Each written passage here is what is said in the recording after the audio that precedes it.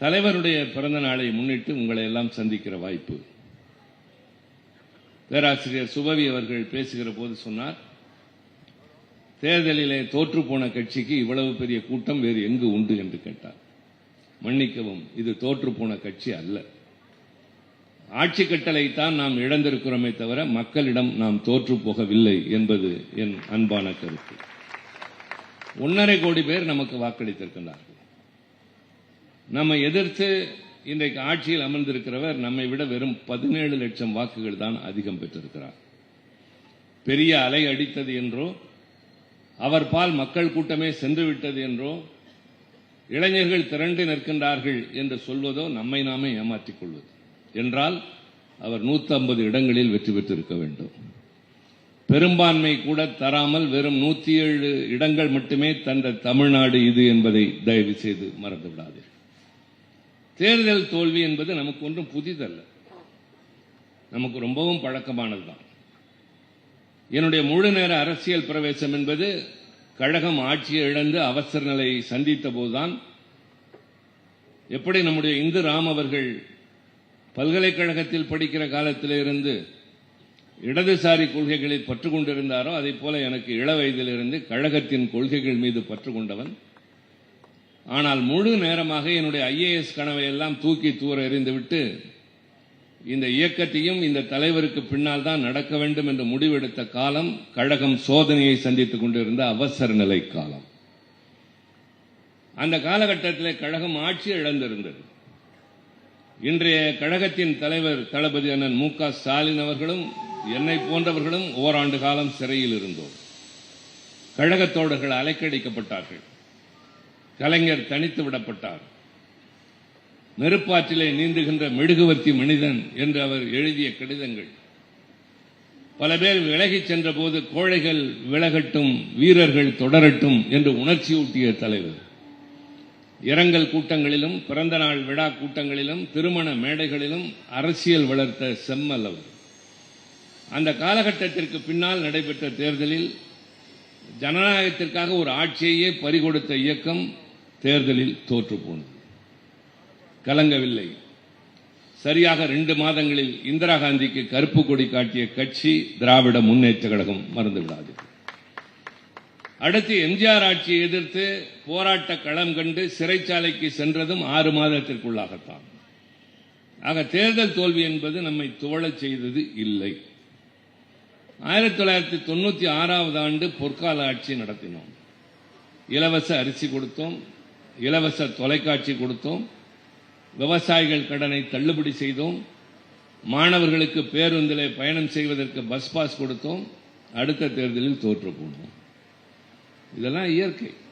நான் இன்னும் ஒரு சரியான உதாரணம் சொல்ல வேண்டும் என்றால், நம்முடைய மேடையில் இருக்கிற பெருந்தகைகள், எதிரே இருக்கிற எல்லோருக்கும் சேர்த்து சொல்வேன், 2வது உலக மகா யுத்தம் நடைபெறுகின்ற போது ஜெர்மன் நாட்டின் ஹிட்லரும்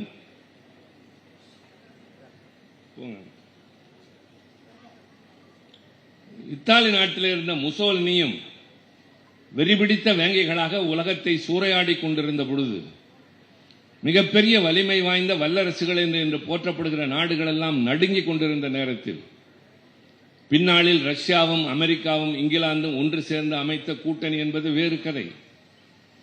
அந்த காலகட்டத்தில் இங்கிலாந்து நாட்டை ஆண்டு கொண்டிருந்த சாம்பர்லைன் என்பவர் இந்த சூழ்நிலையை சந்திக்க இயலாதவராக ஆட்சியை விட்டு இறங்குகிறார். அந்த இக்கட்டான நேரத்தில் ஆட்சி பொறுப்பை ஏற்றவன் வின்ஸ்டன் சர்ச்சில். அவருடைய வீர உரை ரூஸ்வெல்ட்டையும் ஜோசப் ஸ்டாலினையும் இணைத்து ட்ரையம்வைரேட்ஸ் என்று அவர்கள் உருவாக்கிய அந்த கூட்டணி ஹிட்லரையும் வீழ்த்தியது, முசோலினியும் வீழ்த்தியது. உலகம் மீண்டும் நிம்மதியாக நடமாடலாம் என்பதற்கு பெரும் காரணம் சர்ச்சிலினுடைய வீர உரைகள். நம்மிடம் அர்ப்பணிப்பதற்கு வியர்வையும் ரத்தமும் உழைப்பும் மட்டுமே இருக்கிறது என்று அவர் பேசியவை இன்றைக்கும் வரலாற்றின் செப்பேடுகளில் இருக்கின்றன. இக்கட்டான நேரத்தில் ஆட்சி பொறுப்பை ஏற்கிறார்.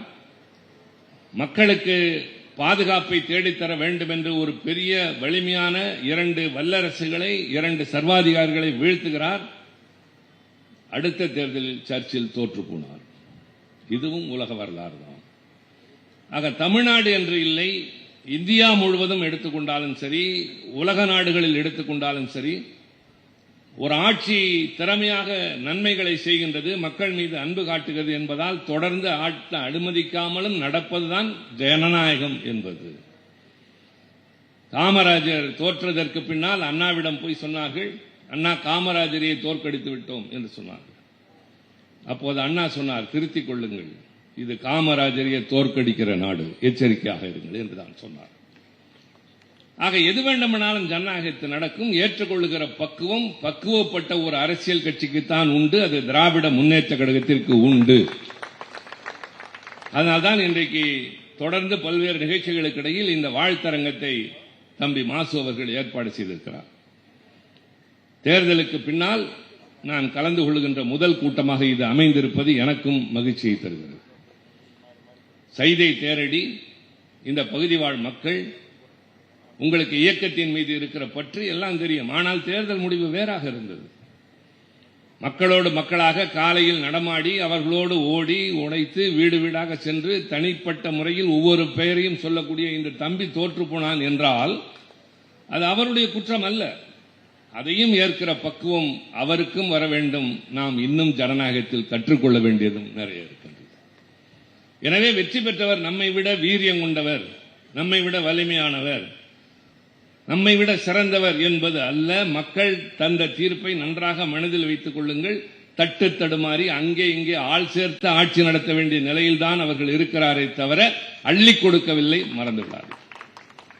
நம்மையும் முற்றிலுமாக கைவிடவில்லை. 1.5 கோடி மக்கள் நமக்கு வாக்களித்திருக்கிறார்.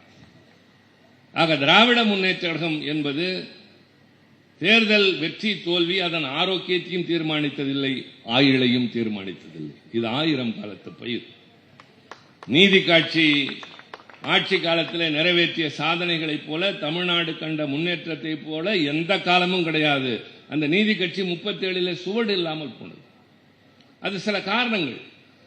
ஆக காரணங்களை ஆய்வது பின்னால் வைத்துக் கொள்ளலாம். ஆனால் நம்மை பொறுத்தவரை பேராசிரியர் சொன்னார், தோற்று போன கட்சியா என்று. ஐயா, இது தோற்று போன கட்சி அல்ல, வேறு ஒருவர் வெற்றி பெறுவதற்கான வாய்ப்பு அமைந்து விட்டது, அவ்வளவுதான். திமுக தோற்காது. திமுக தொண்டர்கள் தோற்று போக மாட்டார்கள், சோர்வடைய மாட்டார்கள். மாசு நடத்துகிற இந்த கூட்டம் அதற்கு ஒரு உதாரணம். நீங்களெல்லாம் வந்து பேசி நானும் பேசுகிறேன் என்பது மற்றும் ஒரு உதாரணம். ஒரு கட்சி ஆட்சியில் இருந்தால்தான் நமக்கு மரியாதையா? இல்லை. எதிர்கட்சியாக இருக்கிற போது நமக்கு இருக்கிற வேகமும் வீரியமும் வேறு எந்த அரசியல் கட்சிக்கும் இந்திய நாட்டில் கிடையாது என்பது தெரியும். முதுகில் குத்துகிற துரோகிகளையும் தெரியும், சிரித்துக் கொண்டே பேசுகிற ஏமாற்றுகிறவர்களையும் தெரியும், உடன் வந்து கொண்டே திடீரென்று காணாமல் போகிறவர்களையும் தெரியும். எல்லாவற்றையும் ஏற்றுக்கொண்டு தொடர்ந்து நடந்து செல்லுகிற அந்த வலிமையும் பக்குவமும் அறிஞர் அண்ணா நமக்கு தந்திருக்கிறார், கலைஞரும் தந்திருக்கிறார். கலைஞரின் பன்முகத்தன்மையை பற்றி இங்கே பேசினார்கள். இன்றைக்கு கூட்டத்தை முடித்து நான் இரவு டெல்லி செல்வதாக இருந்தேன். ஆனால் இவர்கள் ஆற்றிய உரை, பின்னர் நான் பேச வேண்டும் என்ற உந்துதல், இந்த பயணம் இப்போது நாளை கூட செல்லலாம் என்று நான் அதை ரத்து செய்துவிட்டு உங்கள் முன்னால் இப்போது நின்று கொண்டிருக்கிறேன். அவசரமாக நான் கிளம்ப வேண்டும் என்று நான் 10 நிமிடத்தில் பேசவோ, முன்னால் பேச வையுங்கள் என்று கேட்டுவிட்டு போகவோ நான் தயாராக இல்லை. கழக மேடையும் எதிரே இருக்கிற மக்களை சந்திப்பதும் தான் நம்முடைய அடிப்படை கோட்பாடு, அடிப்படை கடமை. இதன் மூலமாகத்தான் இயக்கம் வளர்த்தோம், இயக்கம் காத்தோம். எதிர்காலத்தில் இயக்கத்தை மீட்டெடுக்கப் போவதும் இந்த மேடைகளால் தான், உங்களால் தான், மறந்து விடாது. கலைஞரை பொறுத்தவரை என்னன்னோ நிறைய பேசினார்கள். இன்னும் நிறைய பரிமாணங்கள் இருக்கின்றன. அவர் ஒரு பத்திரிகையாளர் என்று ஒரு பத்திரிகையாளர் கோணத்தில் நின்று இன்று நாம் பேசினார். அவர் ஒரு தலைமுறையின் தலைவர் என்று நக்கீரன் கோபால், சுயமரியாதைக்காரர் என்று அவருக்கே உரிய கருப்பு சட்டைக்காரர் பேசிவிட்டு போனார். நான் போராளி என்று பேச வந்திருக்கிறேன். இது பட்டிமன்றம் அல்ல. ஆனாலும் சொல்வேன், கலைஞருடைய மற்ற பரிமாணங்கள் எல்லாம் அவருக்கு புகழ் சேர்த்தது. ஆனால் கலைஞருக்கான அடையாளம் அவர் ஒரு போராளி என்பதுதான். கடைசி நிமிடம் வரை போராளியாகத்தான் இருந்தார். என் போன்றவர்களை மாணவ பருவத்திலே கலைஞர் கவர்ந்ததற்கு காரணமே அவருடைய வீரமிக்க பேச்சுக்களும் அவருடைய செய்கைகளும் அவருடைய செயல்களும் தான். முதலமைச்சர் என்பதால் அவரிடம் நெருங்கவில்லை. மாறாக முதலமைச்சர் பதவி இழந்ததற்கு பின்னால் போராடிய கலைஞரை பார்த்து இவருக்கு போன்றவருக்கு பின்னால் தான் நிற்க வேண்டும் முழுமையாக என்று எல்லாவற்றையும் தூக்கி எறிந்து விட்டு வந்த ஒரு பெரும் கூட்டம் என் வயதை சார்ந்தவர்களுக்கு உண்டு. இன்றைக்கு நாங்கள் இளைஞர்களுக்கு வழிகாட்டுகின்ற அல்லது வழிநடத்துகிற அடுத்த தலைமுறையாக உயர்ந்து விட்டோம், வயதின் காரணமாக, அனுபவத்தின் காரணமாக. ஆனால் என்ன காரணத்திற்காக வந்தோம் என்றதனால்தான் இன்னமும் 50 ஆண்டு காலமாக எங்களுடைய இந்த பயணம் தொய்வில்லாமல் தொடர்கின்றது. அதுதான் எங்களோடு இருப்பவர்களுக்கும் இருக்கின்றது. இதை உணர்வை தந்தது கலைஞர் என்ற போராளி. கள்ளக்குடி போராட்டத்திலிருந்து ஆரம்பிக்கலாம், இந்திய எதிர்ப்பு போர்க்களத்தை எடுத்துக்கொள்ளலாம். மாணவர்கள் தான் அந்த போராட்டத்தை வெற்றி பெற செய்தார்கள். அதன் விளைவாகத்தான் 67 ஆட்சி மலர்ந்தது. ஆனால் அந்த மாணவர்கள் அப்படி உத்வேகம் பெறுவதற்கு காரணமாக இருந்தவர் கலைஞர். ஆட்சிக்கு அண்ணா வந்தவுடன் மாணவர்கள் போராட்டம் இந்தியை எதிர்த்து நடக்கிற போது நான் வேதனையோடு நினைவு கூற விரும்புகிறேன். இதெல்லாம் வரலாற்றில் மறைக்க முடியாத பக்கங்கள். அண்ணா போய் ஒரு கல்லூரியில் பேசுகிறார். அவருடைய தொண்டை விம்முகிறது. தண்ணீர் வேண்டும் என்று கேட்கிறார். தண்ணீரை கொண்டு போய் கொடுக்கிற போது அதில் இருக்கிற வேறொரு கட்சியை சார்ந்த மாணவன் அதை தட்டி விட்டான். யாருக்காவது தெரியுமா? நினைவு இருக்கிறதா தெரிந்தவர்களுக்கு? அண்ணா பேச முடியாமல் விம்முகிற போது அவருக்கு தண்ணீர் வேண்டும் என்று கேட்கிற நேரத்தில் கொடுக்க போனவர்களை தட்டிவிட்டவர்கள் தான் இன்றைக்கும் தட்டிவிட்டு நிற்கிறார்கள். மறந்து விடாதீர்கள். அடுத்து அந்த போராட்டம் வீரியம் கொண்ட போது அவர்களை சமாதானம் செய்வதற்கும் அவர்களை ஆறுதல் சொல்வதற்கும் அண்ணா அனுப்பி வைத்தது தலைவர் கலைஞரை தான். அவர் பேச்சின் மூலமாகத்தான் அவர்கள் அமைதியானார்கள். அன்று அண்ணா சொன்னார், என்னை நம்புங்கள், நான் மொழி போராட்டத்தை மையமாக வைத்துதான் ஆட்சிக்கு வந்தேன், நான் மறுக்கவில்லை. பல்வேறு கோரிக்கைகள் கொள்கைகள் இருக்கலாம், என்னை நம்புங்கள் என்று சொன்னதற்கு பின்னால் தான் 68ஆம் ஆண்டு இருமொழி கொள்கை என்பதை அண்ணா நடைமுறைக்கு கொண்டு வருகின்றார். இந்தி என்பது தமிழகத்தில் எந்நாளும் இல்லை என்று அவர் உருவாக்கிய அந்த சட்டம், அதை நிறைவேற்றுகிற போது அண்ணா அழகாக பேசுகிறார். தம்பிமார்களை தெரிந்து கொள்ளுங்கள், எதிர்காலத்தில் இந்த இயக்கத்தை காப்பாற்றப் போகிறார்கள் என்று உங்களை சொன்னேன். நீங்கள் எல்லாம் நாளைக்கு சட்டமன்ற உறுப்பினர்களாக, அமைச்சர்களாக, நாடாளுமன்ற உறுப்பினர்களாக, மேயர்களாக வாருவீர்கள் என்று சொல்ல நான் இங்கே வரவில்லை.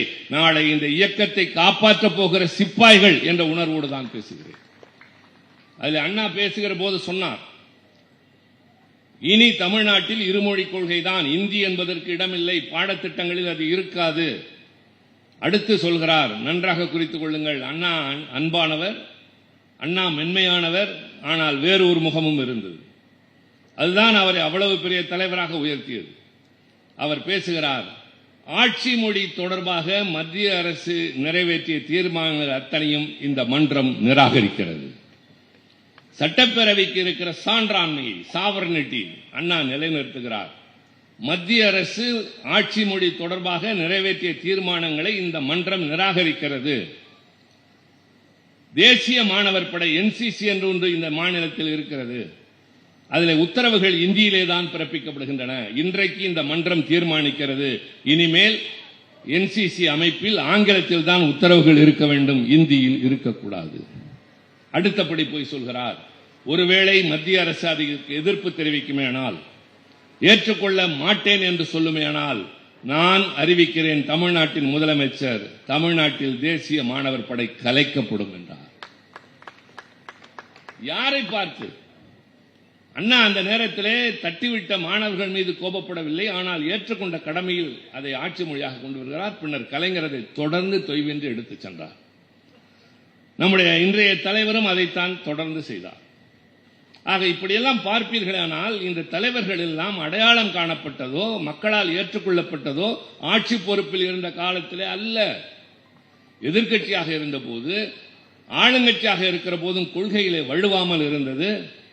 நிறைவேற்றிய திட்டங்கள் எல்லாம் எதை சொல்லி நாம் வளர்ந்தோமோ, எதை சொல்லி மக்களை மாற்ற வேண்டுமோ, சமுதாயத்தில் ஏற்றத்தை கொண்டு வர வேண்டுமோ அதை நடைமுறைப்படுத்த வேண்டும் என்றுதான் செய்தோம். இது அரசியல் கட்சியாக மாறியதற்கே அதுதான் காரணம். வெறும் சீர்திருத்த இயக்கமாக இருந்திருக்குமேனால் என்றைக்கோ அடையாளம் தெரியாமல் போயிருக்கும், எத்தனையோ கட்சிகளில் ஒன்றாக. ஆனால் காரல் மார்க்ஸ் சொன்ன வரிசையிலே அண்ணாவும் சொன்னார், எந்த வர்க்கத்தின் கையிலே அதிகாரம் இருக்கிறதோ அவர்களுக்காகத்தான் அந்த அதிகாரம் செயல்படும். உழைக்கின்ற வர்க்கத்திற்கு வர வேண்டும் என்று மார்க்ஸ் சொன்னார், ஒடுக்கப்பட்டவனின் கரத்திற்கு வர வேண்டும் என்று அண்ணா சொன்னார். அதற்கு நமக்கு ஆட்சியும் அதிகாரமும் வேண்டும் என்ற காரணத்தினால்தான் தேர்தல் களத்தில் நுழைந்தோம். தேர்தல் களத்திலே வாய்ப்பு கிடைத்த போதெல்லாம், ஆட்சி பொறுப்பில் அமர்ந்த போதெல்லாம் சட்டங்களை கொண்டு வந்தோம். இல்லாத நேரத்தில் துவண்டு போகவும் இல்லை, கிடைத்த நேரத்தில் மருண்டு போய் வெகுண்டு போய் மற்றவர்களைப் போல பேசவும் இல்லை, நடந்து கொள்ளவும் இல்லை. ஆக கலைஞர் முதலமைச்சராக இருக்கிற போதும் வீரனாக இருந்த காரணத்தால் தான், போராளியாக இருந்த காரணத்தால் தான் அவசர நிலையை எதிர்த்தார். நன்றாக நினைவிலே கொள்ளுங்கள், 1971 முதலாக திராவிட முன்னேற்ற கழகம் காங்கிரஸ் கட்சியோடு கூட்டணி அமைக்கிறது, இந்திரா காந்தி அம்மையாரோடு.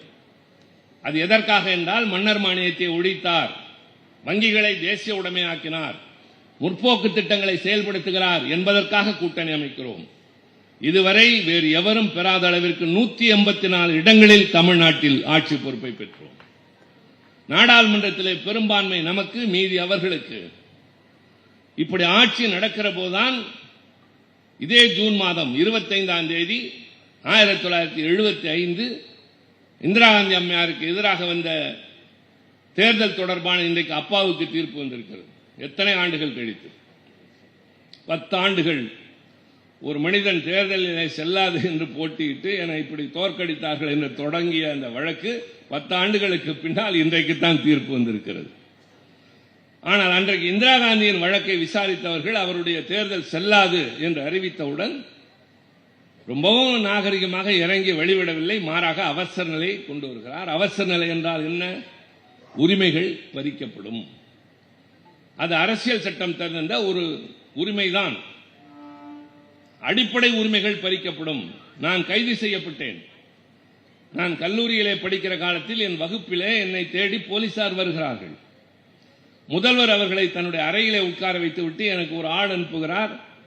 போலீஸ் வந்திருக்கிறது, வகுப்பு நடக்கிறது, தொந்தரவு செய்ய வேண்டாம் என்று உட்கார வைத்திருக்கிறேன், சிவாவை அப்படியே ஓடி போக சொல்லு என்று சொல்கிறார். ஆக முதல்வருடைய உதவியினால் அன்று நான் நகர்ந்தேனே தவிர 15 நாட்கள் கழித்து நான் கைதானேன். அந்த நேரத்தில் என்னை கைது செய்து விட்டார்கள், நான் சிறையில் இருக்கிறேன் என்று என் தாயாரால் பக்கத்து வீட்டில் போய் சொல்ல முடியாது. என் நண்பர்களிடம் போய் ஒரு கடிதம் எழுதி கொடுங்கள், அவன் தனிமையில் தவிக்கிறான், உங்களோடு சுற்றியவன் என்ற போது ஒரு கடிதம் கூட எழுதி தராத நண்பர்களும் எங்களுக்கு இருந்தார்கள். உறவினர்கள் ஒருவர் கூட வந்து எட்டி பார்த்தது இல்லை. நானும் அது குறித்து கவலைப்பட்டதில்லை. 21 வயது அங்கிருந்த மூத்தவர்களை, முன்னோடிகளை பார்த்து பார்த்து உரமேறியவனாக, உற்சாகமடைந்தவனாக இருந்தேனே தவிர ஒரு நாளும் கலங்கவில்லை. காரணம், கலைஞரை பற்றி அங்கே பேசிக்கொண்டே இருந்தோம். சிறைக்குள்ளே கருத்தரங்குகள் நடத்தினோம்.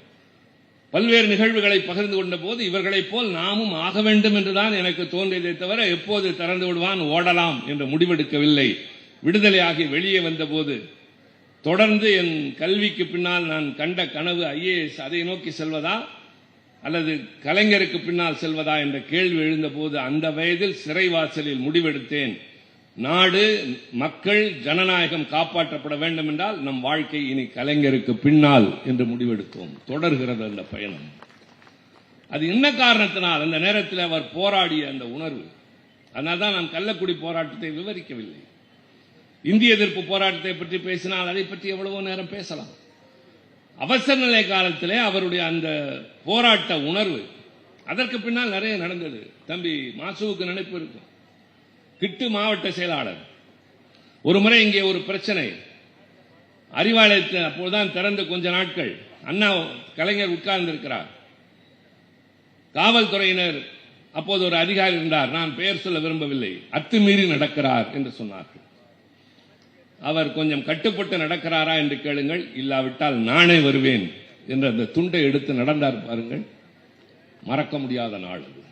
இன்னும் சொல்கிறேன், தெரியாத இளைஞர்களுக்கும் தெரிந்து நினைவிலே வைத்துக் கொள்ள பின்னால் வைத்திருக்கிற பெரியவர்களுக்கும் சொல்வேன், அண்ணா அறிவாலயம் திறக்கப்பட்ட நாள். எதனால் அண்ணா அறிவாலயம் திறக்கப்பட்டது? நமக்கென்று ஒரு கட்சி அலுவலகம் என்று ஏன் அந்த முடிவுக்கு வந்தோம்? ஏற்கனவே இருந்தது. எங்கே? அரசனர் தோட்டத்தில். ஒரு சாதாரணமான எல்லோருக்கும் கொடுப்பதை போல கொஞ்சம் பெரிய இடம். நானெல்லாம் அப்போது ஒரு காரணமும் இல்லாமல் சென்னைக்கு வருவேன். கலைஞர் பார்த்தவுடன் என்ன காரணமாக வந்தா என்று கேட்பார். உங்களை பார்க்க வேண்டும் போல் தோன்றியது வந்து. கூட்டம் இல்லையா? இல்லை. வேறு உங்களை பார்க்கத்தான் வந்தவனும் ஒரு சிரிப்பா இருப்பாருங்க. அதோட இன்னும் சரண்டர் ஆனோம். எப்படி அவருக்கு பின்னால் தொடர்ந்தோமோ அந்த சிரிப்பும் போகிற போது வர்த்தாயா எப்போ ஊருக்குன்னு கேட்கிறாரு பாருங்க. அதுக்கெல்லாம் ஈடே கிடையாது. அந்த காலகட்டத்திலே எம்ஜிஆர் அவரை அந்த இடத்துல இருந்து அப்புறப்படுத்த உத்தரவு பிறப்பிக்கிறார். திமுக அலுவலகத்தை காலி செய்ய வேண்டும், ஒரே ஒரு அறை மட்டும்தான் தருகிறேன். நன்றாக எல்லோருக்கும் நினைவிருக்கும். உட்கார்ந்த நாற்காலியை விட்டு எழுந்திருக்க மறுத்து நான் போக மாட்டேன் என்று சொன்ன கலைஞரை நாற்காலியோடு தூக்கி வெளியே போட்டார்கள். வெளியே போட்ட போது என்ன நடந்தது என்பதுதான் ரொம்ப முக்கியம். ஒரு ஒல்லியான மனிதன் ரயிலிலே பயணம் செய்கிறான். முதல் வகுப்பு பெட்டியிலே பயணம் செய்கிறார். அதை பரிசோதிக்க வந்த அதிகாரி, நீ எப்படி இதில் ஏறினாய் என்று கேட்கிறான். நான் பயணச்சீட்டு வைத்திருக்கிறேன். இது முதல் வகுப்பு. ஆம், இது முதல் வகுப்பு டிக்கெட் தான்.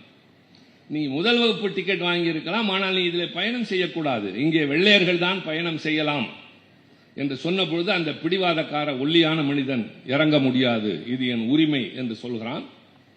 அடுத்த நிலையம் வருகிற போது அவனை ரயிலில் இருந்து சட்டையோடு தூக்கி கீழே வீசுகிறார்கள். வீசி எறியப்பட்ட மனிதனின் பெயர் மோகன்தாஸ் கரம்சந்த் காந்தி. எழுந்து நின்றவனின் பெயர் மகாத்மா காந்தி. வெளிநாட்டுக்கு போய் படித்துவிட்டு ஒரு இளைஞன் ஊர் திரும்புகிறார். ஊருக்கு திரும்புகிற போது வண்டியிலே போகிறார். கோட்டு சூட்டு அணிந்திருக்கிறார். பரவாயில்லை தம்பி, நம்ம ஊர் இளைஞர்கள் எல்லாம் இவ்வளவு பிடித்து விட்டீர்களே, ரொம்ப மகிழ்ச்சி என்று வந்திக்காரன் உற்சாகமாக பேசுகிறார். பின்னர் யார் வீட்டுக்கு போக வேண்டும் என்கிறான். இந்த ஊரில் பண்ணையார் இருக்கிறார் அல்லவா? ஓ, அவர் வீட்டுக்கு வந்தீர்களா? இல்லை, அவர் வீட்டில் வேலை செய்கிறவனின் பிள்ளை நான். வண்டியை நிறுத்தி கீழே இறங்க என்கிறான். ஏன்? நான் வாடகை தருகிறேன். நீ வாடகை தரலாம், ஆனால் அப்படிப்பட்ட குடும்பத்தில் பிறந்த பிள்ளைகளை நான் வண்டியில் ஏற்றுவது இல்லை. இறங்க மறுக்கிறார். மாட்டை அவிழ்த்து விட்டு குடை சாய்க்கிறான். கீழே உருண்டு விழுகிறார். விழுந்த மனிதனின் பெயர் பீமா ராவ். எழுந்து நின்ற மனிதனின் பெயர் அண்ணல் அம்பேத்கர். நாற்காலியோடு தூக்கி வெளியே வீசப்பட்ட கலைஞர் கண்ட கனவு எழுந்து நிற்கிற போது சொன்னார், இதுவரை இந்தியாவில் தமிழகத்தில் யாருக்கும் இல்லாத ஒரு கட்சி அலுவலகத்தை கட்டி காட்டுகிறேன் என்று கட்டியதான் அண்ணா அறிவாலயம். ஊர் ஊராக போனார், கையேந்தினார், கூட்டம் பேசினார், காசு கேட்டார். நன்றாக கொஞ்சம் போய் முரசொலியை படியுங்கள், அறிவாலயத்தில் இருக்கிற நூலகத்தில் படியுங்கள். 84, 85 காலகட்டங்களில் அறிவாலயத்திற்கு பணம் தந்தவர்கள் பெயர் இருக்கும். ஒவ்வொரு பெயருக்கும் பின்னால் 2 ரூபா, 3 ரூபா, 5 ரூபா என்றெல்லாம் இருக்கு. இந்த கட்சியில் இருக்கிற பாமரன், வண்டி இழுக்கிறவன், மூட்டை சுமக்கிறவன், பாமரன் எல்லாம் 2, 3, 5 என்று கொடுத்து கட்டப்பட்ட கட்டடம் தான் அண்ணா அறிவாலயம். நான் அப்பொழுது முதுகு தண்டில் அடிபட்டு கிடந்தேன். என்னை பார்க்க கலைஞர் வந்தார். என் மனைவி மட்டும்தான் பக்கத்தில் இருந்தார். அவர் போகிற போது நான் சொன்னேன், அறிவாலயத்திற்கு பணம் கொடு என்று. இருந்ததெல்லாம் தூக்கி கொடுத்து விட்டார். நான் மருத்துவமனைக்கு கட்ட வேண்டிய பணம் எல்லாம் கொடுத்து விட்டார். 300 ரூபாய் அப்போது பெரிய காசு. கலைஞர் கேட்டிருக்கிறார், என்னையா எல்லாம் பணம் கேட்பான், இவ்வளவு பெரிய காசு கொடுத்திருக்கான்னு யோசிச்சுட்டு பின்ன அவள் பெயரில் 200, என் பெயரில் 100 ரூபாயும் வர வைத்தார் கலைஞர். அந்த அறிவாலயம் திறந்து ஊர் திரும்புகிறோம். வழியிலே ஒரு கட்சி போராட்டம், ஒரு அமைப்பின் போராட்டம். விக்கிரவாண்டியை தாண்டி, மன்னிக்கவும், செங்கல்பட்டை தாண்டியே செல்ல முடியவில்லை. மெல்ல மெல்ல சென்று விக்கிரவாண்டி வரை எல்லா வண்டிகளும் நின்றுவிட்டது. எந்த திசையிலும் ஆயிரக்கணக்கான பேருந்துகள், கார்கள், கழக தோழர்கள். ஆனால் கலவரம் இல்லை. அவர்கள் ஏதேதோ செய்தார்கள். பொறுத்து கொண்டு அவ்வளவு பெரும் சம்பித்து நின்ற போது நானும் என்னோடு வந்த தோழர்களும் காரை அப்படியே விட்டுவிட்டு அடுத்து வருகிற ரயில் எங்கு போனாலும் போகலாம் என்று ஏறினோம். அது தாம்பரத்திற்கு வந்தது. நேராக அண்ணா அறிவாலயம் போனேன். அப்போது இது மாதிரி செல்லிடப்பேசிகள் கிடையாது, தொலைபேசி வசதி குறைவு. நேராக போன போது தலைவர் இருந்தார். நடந்ததை சொன்ன போது அதிர்ச்சி அடைந்தார். என்ன இப்படியா நடக்கிறது? ஆம், எல்லா திசைகளிலும் தோழர்கள் தண்ணீர் இன்றி, உணவு இன்றி இருக்கிறார்கள் என்றவுடன் உடனே அழைத்தார். மதுராந்தகம் ஆறுமுகத்தை அழைத்து இந்த பக்கத்தில் இருக்கிறவர்களுக்கு உணவு கொடுக்க சொல். செஞ்சி ராமச்சந்திரனை அழைத்து அங்கே இருப்பவர்களை மேற்பார்வையிட சொல். இல்லாவிட்டால் நாளை நானே வருவேன் என்று சொன்னாரே, அப்போது உயர்ந்தார் தலைவர். சில பேரை பற்றிய பிம்பங்கள் தொலைவில் இருக்கிற போது நம் மனதில் உருவாகும். அது திரைப்படத்தை சார்ந்தவர்களாக இருக்கலாம், அரசியல் தலைவர்களாக இருக்கலாம். பார்க்கிற போது மனதில் ஒரு பிம்பம் உருவாகும். ஆனால் நெருங்குகிற போது அந்த பிம்பம் ஒன்று கலையும் அல்லது கரையும். ஆனால் நாளுக்கு நாள் பிம்பம் கூடிய ஒரே தலைவன் கலைஞர் மட்டும்தான். ஜெயலலிதாவை எதிர்த்து ஒரு போராட்டம் நடத்துகிறேன் என்று நான் மாணவரணி செயலாளர் என்று போய் மாடியில் சொன்னேன். எதிர்பார்த்தது எனக்கு அவர் அனுமதி தருவார் என்று. வேண்டாம் என்றார். இல்லையா, மாணவர்கள் நிறைய இருக்கிறார்கள் என்று, அதனால்தான் வேண்டாம் என்கிறேன். ஏன் என்ற போது சொன்னார், அவர் இரக்கமற்றவர், ஏதாவது பெரிய அளவில் அசம்பாவிதங்கள் நடக்கும், எனவே அதை வேறு மாதிரி பார்த்துக் கொள்ளலாம் என்ற போது எனக்கு அண்ணா நினைவுக்கு வந்தார். இந்திய எதிர்ப்பு போராட்டத்தை கைவிடுங்கள் தம்பிமார்களே, இனி கட்சி பார்த்துக் கொள்ளும் என்று சொன்னார். நான் இந்தியை எதிர்ப்பதும் தமிழை வாழ வைப்பதும் உங்களை வாழ வைப்பதற்காகத்தானே தவிர உங்களை சாக கொடுத்து விட்டு நான் தமிழை வாழ வைத்து என்ன செய்ய போகிறேன் என்று சொன்னவர் அண்ணா.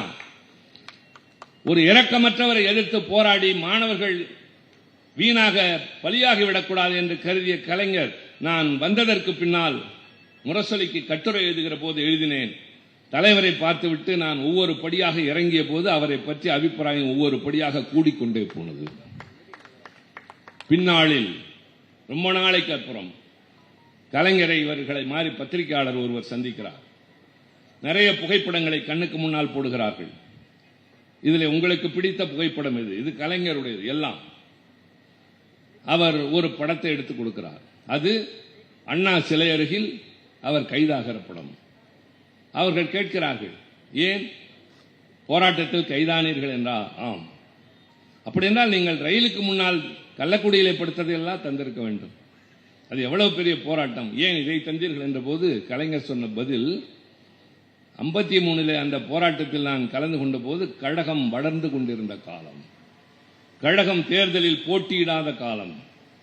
ஆனால் இந்த போராட்டத்திற்கு பின்னால் நான் கைதானது முதலமைச்சராக இருந்ததற்கு பின்னால். முதலமைச்சராக இருந்ததற்கு பின்னால் ஒரு மனிதன் வீதியில் இறங்கி போராடி கைதாகின்ற அளவிற்கு தயவு செய்து இந்தியாவில் வேறு ஒரு தலைவனை எனக்கு காட்டுங்கள். நாங்கள் ஏதோ இல்லாதை பொல்லாதை சொல்லி கலைஞரை போல யாரும் இல்லை என்று சித்தரிக்க இங்கே வரவில்லை. திராவிட முன்னேற்ற கழகம் என்ற இந்த கற்கோட்டை, எஃகு கோட்டை என்பதை யாராலும் ஒன்று செய்ய முடியாது என்று பேசுவதெல்லாம் வீரவசனம் அல்ல, இதெல்லாம் யதார்த்தம். எல்லாவற்றிற்கும் அடிப்படை காரணங்கள் இருக்கின்றன. அண்ணா தன்னுடைய பிறந்த நாளின் போது கலைஞர் எழுதுகிறார், அண்ணா என்னை அன்னையை விட அன்பாக பார்த்துக் கொண்டார். தணிக்கைத்துறை அதிகாரிகள் அதை தணிக்கை செய்கிறார்கள். அண்ணா என்ற சொல்லை அடிக்கிறார்கள். கோபம் வருகிறது. உடனே கலைஞர் என்ன செய்கிறார், என்ன இது கூட எழுத உரிமை இல்லையா? இல்லை என்கிறார்கள். முரசொலிக்கு அந்நேரத்திலே அழைப்பை தொலைபேசியில் அழைக்கிறார். ஒருவரும் இல்லை, எல்லாம் பணி முடிந்து போய்விட்டார்கள். பின்னர் அவரே நேராக முரசொலிக்கு வருகிறார். தம்பிமார்களே, இந்த தலைவனுக்கு பின்னால் தான் நடக்க ஆரம்பித்தோம், ஆட்சியில் இருந்த முதலமைச்சருக்கு பின்னால் அல்ல. நீங்களும் அதைத்தான் மனதிலே பதிய வைத்துக் கொள்ள வேண்டும். வந்தார், கைப்பட எழுதினார். இப்போது இருக்கிற நவீன வசதிகள் கிடையாது, ஜெராக்ஸ் மிஷின் கிடையாது, ரோனியோ என்று சொல்வது உங்களுக்கெல்லாம் தெரியும். மையை உருட்டி கையாலேயே உருட்ட வேண்டும். ஆள் இல்லாமல் அந்த சாதாரணமான மெலிந்த உருவம் 500க்கும் மேற்பட்ட பிரதிகளை தானே சுற்றி சுற்றி எடுத்து அதை எடுத்துக்கொண்டு மறுநாள் காலை பொழுது புலர்கிற போது அண்ணா நினைவிடத்திலே மக்கள் பார்க்கிறார்கள். முன்னாள் முதலமைச்சர் கையில் துண்டு பிரசுரங்களோடு நிற்கிறார். இந்தியாவில் ஜனநாயகம் இல்லை என்று எழுதப்பட்ட அந்த கடிதம் கடைக்கடையாக பேருந்துக்கு காத்திருந்தவர்களுக்கு கொடுத்துக் கொண்டே நடந்த ஒரு தலைவனை கற்பனை செய்து பாருங்கள். கூட்டம் கூடுகிறது, பெரும் கூட்டம் கூடுகிறது. எல்லோரும் பின்னால் கட்சி தோழர்கள் வந்து விட்டார்கள். அண்ணா சிலை அருகே வருகிற போது கட்டுக்கடங்காத கூட்டம் என்று தெரிந்து போலீசார் வந்து கைது செய்கிறார்கள். அந்த படத்தை தான் கலைஞர் கொடுத்து சொன்னார், இதற்கு முன்பு நான் கலந்து கொண்ட போராட்டங்கள் ஒரு எதிர்க்கட்சி தலைவனாக, வளர்கின்ற கட்சியில் உள்ளவனாக, இந்த கட்சி தேர்தலில் பொறுப்புக்கு வரும் என்று கருதாத காலம். ஆனால் முதலமைச்சராக இருந்ததற்கு பின்னாலும் நான் அதே கருணாநிதியாகத்தான் இருக்கிறேன் என்பதற்காக என்று சொன்னார். இப்போது சொல்லுங்கள், கலைஞரின் அடையாளம் என்ன? எழுத்தாளர், பேச்சாளர், திரைக்கதை வசனகர்த்தா, கவிஞர், அடுக்கிக் கொண்டே போகலாம். ஆனால் அவர் போராளி என்பதுதான் உறுதியான ஒன்று. கடைசி நாட்களில் மருத்துவமனையிலே உடல்நலம் கொண்டிருக்கிறார். மீள்வாரா என்று அந்த இடத்திலே தோழர்கள் எல்லாம் பாட்டு பாடினார்கள். எழுந்து வா என் தலைவா என்று பெண்கள் எல்லாம் உணர்ச்சி பூர்வமாக கத்திக் கொண்டிருந்த நேரம், கொஞ்சம் உச்சக்கட்டம் போய் தலைவர் மறைந்து விட்டார் என்ற செய்தி வருகிற போது மருத்துவமனையில் இருந்தோம். அதற்குள்ளாகவே அவரை அண்ணாவுக்கு அருகிலே கொண்டு போய் சேர்ப்பதற்கான முயற்சிகள் நடைபெறுகின்றன. ஆட்சியாளர்கள் அன்றைக்கு இருந்தவர்கள் மறுக்கிறார்கள். நான் அவர்களை மனசாட்சி இல்லாதவர்கள், இரக்கமில்லாதவர்கள் என்று சொல்ல மாட்டேன். அரசியல் காரணங்களுக்காக மறுத்தார்கள். எல்லோரும் துவண்டு கிடக்கிறோம். அண்ணா கலைஞருடைய மிகப்பெரிய நோக்கமே 2 தான். அவருடைய ஆசையே 2 தான். ஒன்று, அவருடைய நினைவிடத்தில் ஓயாது உழைத்த ஒரு தமிழன் இங்கே உறங்குகிறான் என்று எழுதி வையுங்கள் என்று முன்னமே சொல்லிவிட்டு போனார்.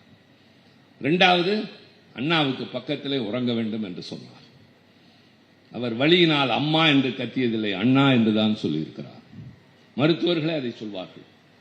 அது அவர் கனவு. அது முடியாமல் போனதே என்று எல்லோரும் கலங்குகிற போது இன்றைய கழகத்தின் தலைவர் தளபதி எங்களெல்லாம் வாருங்கள், கலைஞரை இப்பொழுதே ஒரு நிமிடம் பார்க்க வேண்டியவர்கள் பார்த்து விடுங்கள், நாளைக்கு கூட்டம் அதிகமாகும் என்ற போது உள்ளே போய் பார்த்தோம். முகத்தில் வாட்டமில்லை. அதை விட முக்கியம் நண்பர்களே, முகத்திலே சிரிப்பு இருந்தது, ஒரு புன்னகை இருந்தது.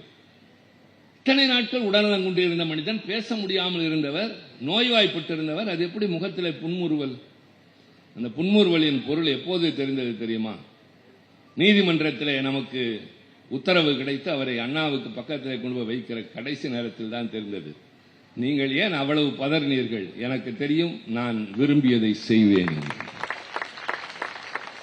ஆக ஒரு போராளியாக போராடிதான் அந்த இடத்திற்கு போனாரே தவிர எவனுடைய கருணையினாலும் இல்லை, யாருடைய இரக்கத்தினாலும் இல்லை. அப்படி வாழ வேண்டும் என்ற அவசியமும் இல்லை. வாழ வேண்டும் என்ற நிலை வந்தால் உயிர் வாழ வேண்டியதும் இல்லை என்று வாழ்ந்த அந்த தலைவன் இன்றைக்கும் நம்மை வழி நடத்துகிறார். அவர் வழியில் இன்றைய தலைவர், அவர் வழியில் நாம் அனைவரும், அவர் வழியில் நீங்களும். எதிர்காலம் நம்முடையது. நன்றி, வணக்கம்.